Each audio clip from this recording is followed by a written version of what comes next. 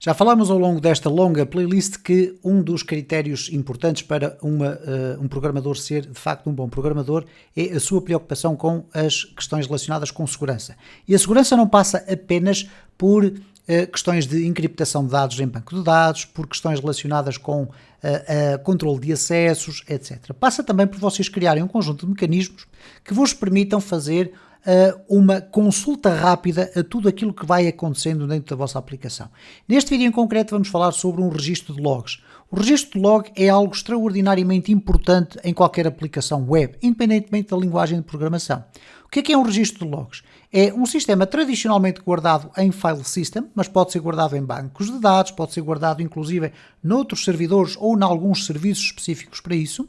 E o que basicamente vai acontecendo é que sempre que nós quisermos introduzir no meio do nosso código um determinado registro de log, que significa, ok, um cliente entrou na nossa loja, ok, identificamos esse registro de log e ele fica guardado no file system. A seguir há um outro cliente que entra também, fica registado no log. Há um cliente que sai, fica registado no log. Há um cliente que pede para alterar a sua password, fica registado no log. Ora, para que é que isto serve? Fundamentalmente para quando nós recebemos, por exemplo, reclamações ou temos um problema qualquer de funcionamento da nossa aplicação, esse registro de logs pode ser a nossa tábua de salvação. Quando vocês pensam num sistema de registro de logs para uma aplicação PHP, é muito difícil não pensar num package que é, porventura, o mais utilizado, o Monolog. Nós vimos no vídeo anterior desta playlist como instalar o Monolog. Vamos aqui fazer um pequeníssimo projeto onde eu vou exemplificar-vos como é que vocês podem criar uma classe, ou neste caso uma função é suficiente, uma função que vocês depois podem utilizar dentro das vossas aplicações para poderem ter um registro de logs bem construído. Então eu aqui tenho um projeto rigorosamente novo para fazer. Eu vou abrir aqui o espaço dos meus projetos, vou criar aqui um projeto chamado Logos, não é Logos, mas sim Logs, vamos aqui alterar. Ok. Temos aqui o nosso projeto aberto e eu vou simplificar as coisas ao máximo. Vou chamar aqui o terminal. No terminal vou escrever aqui, eu vou puxar acima para vocês verem melhor. Vou escrever Composer, Require. Eu estou a requerer para o meu projeto o Monolog.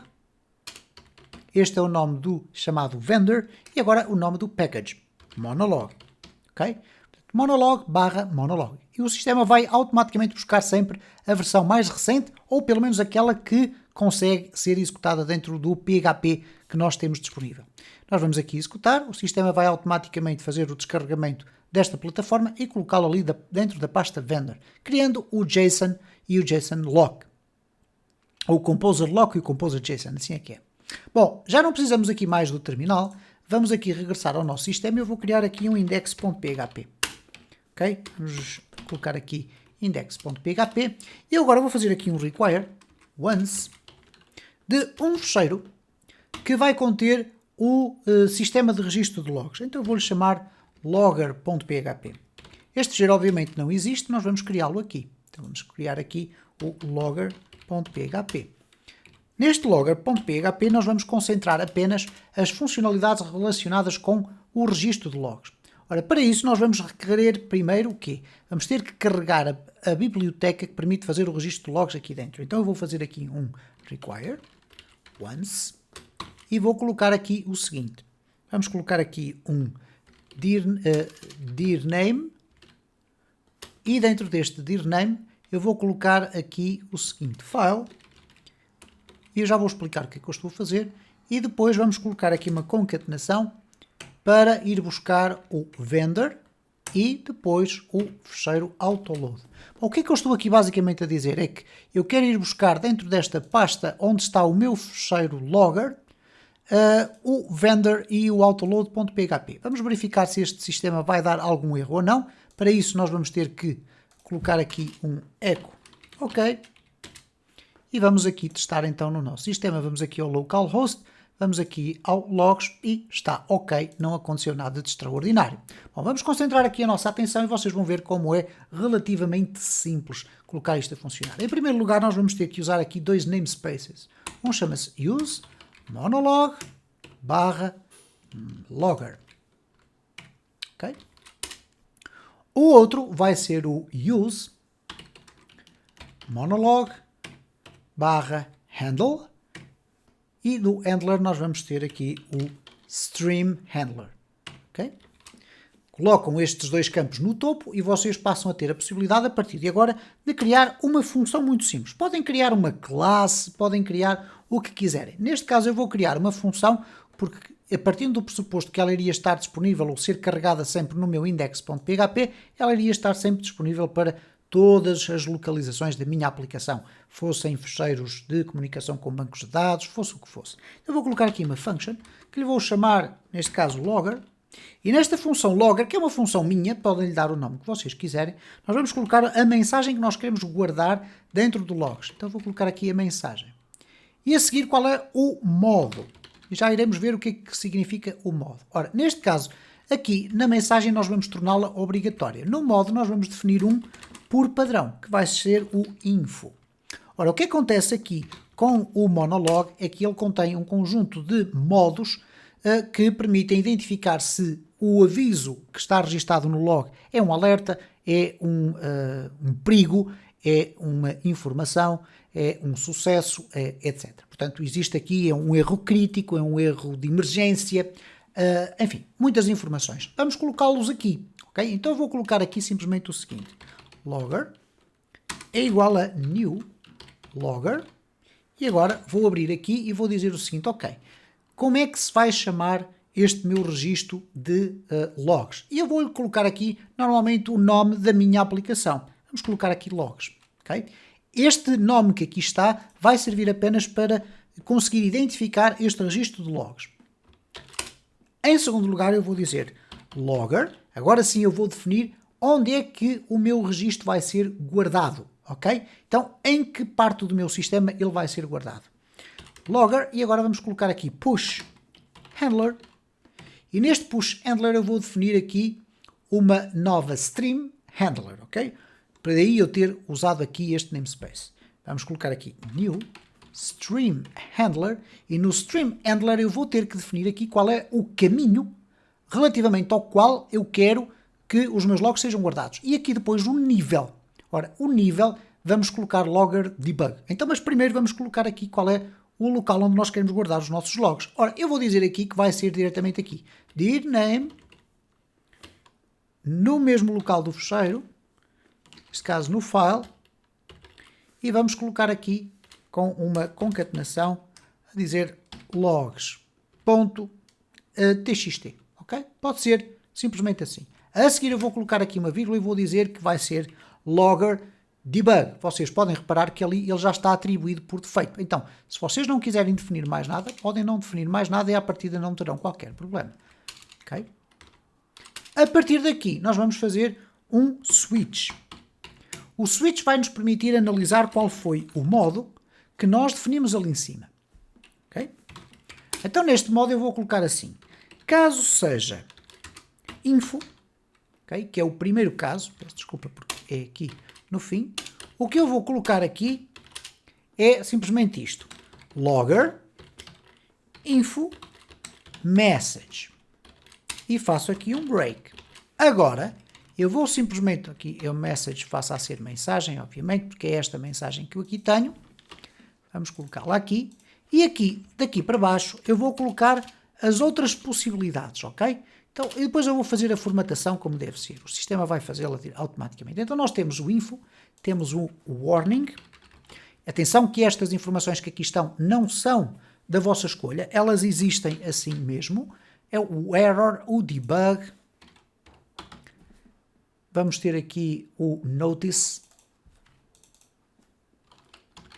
o critical. Vamos ter ainda mais dois, pelo menos, ok? Vamos ter aqui o alert e o emergency. Alert e emergency. E caso nós não tenhamos nada disto, default, ok? O que é que nós vamos fazer? Nós vamos simplesmente apresentar isto como se fosse uma informação. Então eu vou colocar aqui os dois pontos e vou colocar aqui logger info mensagem. Okay? E fazemos aqui um break também. Vamos formatar isto tudo e vocês vão já perceber como é que isto funciona. Portanto, o que é que acontece aqui? Consoante o modo que eu passo para aqui, por defeito será info, portanto eu só tenho que fornecer a mensagem. Se eu quiser passar aqui um danger, o que é que vai acontecer? Ele vai, neste caso não existe aqui o danger, mas existe o alert ou o error, que é muito frequente, e o error vai executar isto. Vai executar aqui, em vez de um info, nós vamos passar para aqui cada um destes elementos. Porquê? Isto faz parte do próprio monologue, ok? Então o monologue vai tratar de assinalar no interior de cada uma das mensagens, nós já vamos ver qual é o output que ele depois vai ter, ele vai tratar de assinalar, aqui vamos ter o alert, ok? Como é que cada uma das mensagens é apresentada. Elas não variam muito em termos de aspecto, ok? Aqui temos o logger info, portanto eu penso que temos tudo alterado e neste momento nós estamos em condições de usar esta nossa função, ok? Que está aqui escrita. Portanto, vamos testá-la, ok? Como é que nós testamos isto? Bom, vamos aqui testar o log. Então eu vou fazer assim. Nós temos aqui o logger, então se eu colocar logger, reparem como o sistema já me vai perguntar, olha, qual é a mensagem que queres escrever? Primeira mensagem. Como eu não vou definir nenhum modo, ele vai guardar no modo info. Vamos verificar se isto vai funcionar. Vou passar aqui o OK cá para baixo. E, portanto, se eu agora refrescar aqui o meu sistema, ok, aparentemente não aconteceu nada. Se nós regressarmos aqui, vocês vão verificar que foi criado no nosso file system um fecheiro chamado logs.txt. Obviamente que ele não deve ficar nunca localizado na mesma pasta pública onde funcionam os scripts de entrada. Ele deverá ficar guardado numa pasta do nosso servidor. Normalmente, aqui neste caso, é atribuído, em vez deste endereço, um caminho direto, um caminho específico para o nosso servidor, que normalmente será uma pasta dedicada para o registro de logs. No caso do Linux, poderia ser qualquer coisa do género.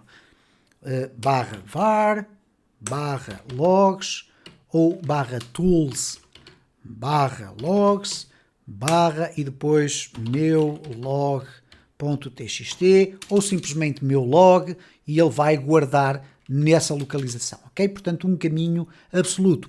Bom, o que nós vamos agora verificar aqui é qual é o aspecto que os logs têm. E reparem que o sistema fez muita coisa, ok? Isto é, ele conseguiu colocar aqui a data e a hora, ok? A data até aqui, depois o time, depois os milissegundos, ele vai à precisão dos milissegundos, coloca aqui logs info e coloca aqui a informação. Esqueçam estes dois parâmetros que existem ali, eles poderão ser utilizados noutras circunstâncias mais avançadas, mas porquê este tipo de apresentação? Este tipo de apresentação está formatada no sentido de poder ser analisada de forma estatística, inclusive, por determinados sistemas online. Posso-vos dar aqui um enquadramento para vocês perceberem melhor.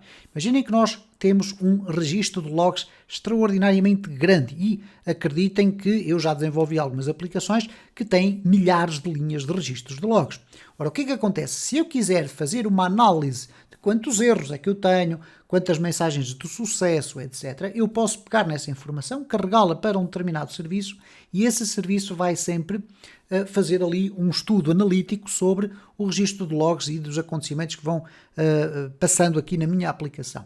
Existem serviços para os quais nós podemos automaticamente guardar estes registros de logs. O Monolog é extraordinariamente completo nesse sentido, permite guardar em bancos de dados, permite guardar em sistemas Redis, etc. Eu fiz aqui o exemplo mais simples. Bom, mas vocês agora poderão estar a pensar, então, mas e agora como é que eu uso isto? Bom, vamos imaginar que vocês têm uma função, uma function, que é secreta, ok? E esta função secreta só é utilizada por alguém que consegue entrar nesta função para ver um echo entrou na área secreta, ok? Ora, o que é que vocês devem fazer quando alguém tem acesso a esta informação? Vocês vão usar aqui o vosso logger. Então, se eu colocar aqui o logger, e agora ele pergunta-me qual é a mensagem.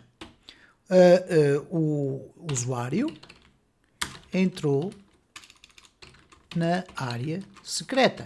Obviamente que se o usuário for um elemento específico, que, por exemplo, está na sessão, nós podemos fazer concatenações aqui e escrever o texto que nós quisermos, ok?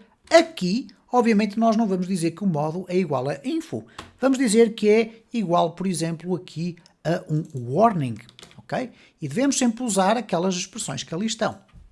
Bom, alguém entrou na área secreta. Obviamente que para entrar na área secreta nós vamos necessitar que esta função seja executada. Então nós vamos colocar aqui secreta, ok?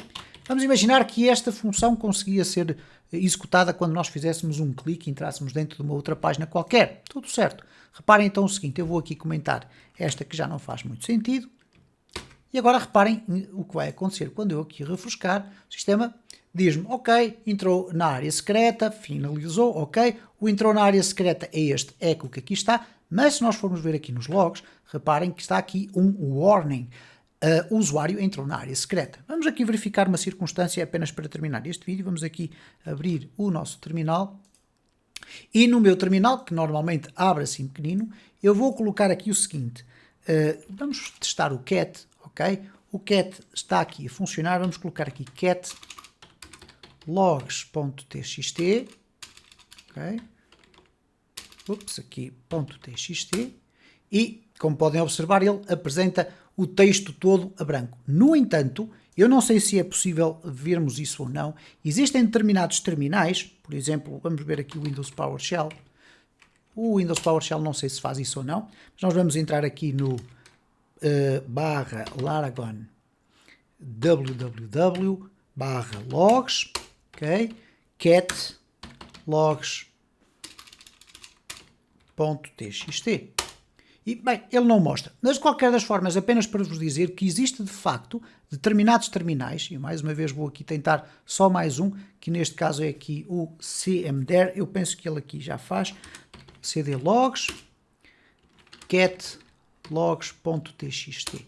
Okay? Não, também não fez. Ok, tudo bem, não há problema. Existem de facto terminais, quando vocês entram, por exemplo, num terminal via SSH dentro de um servidor web, em que os próprios terminais já conseguem interpretar estas informações e alteram-lhes as cores, ok? Então sempre que existe uma informação fica de uma cor, se existe um erro fica a vermelho, etc. Isso permite de uma forma muito subtil conseguirmos chegar então à identificação dos erros. Eu quero de facto sublinhar, e peço desculpa pela demora deste vídeo ou pela longevidade deste vídeo, mas é absolutamente fundamental que vocês em qualquer das vossas aplicações coloquem um registro de logs, a menos que sejam apenas experiências ou exercícios práticos vossos, mas por vezes são os próprios registros de logs que vos permitem fazer o debug da vossa aplicação. Isto é, se vocês querem perceber se a vossa aplicação alguma vez chegou a entrar dentro da tal, vamos aqui fechar, dentro da tal função secreta, vocês consultam o registro de logs, ok? Então, aliás, inclusive, vocês podem colocar aqui, vamos fazer aqui um tail-f logs.txt.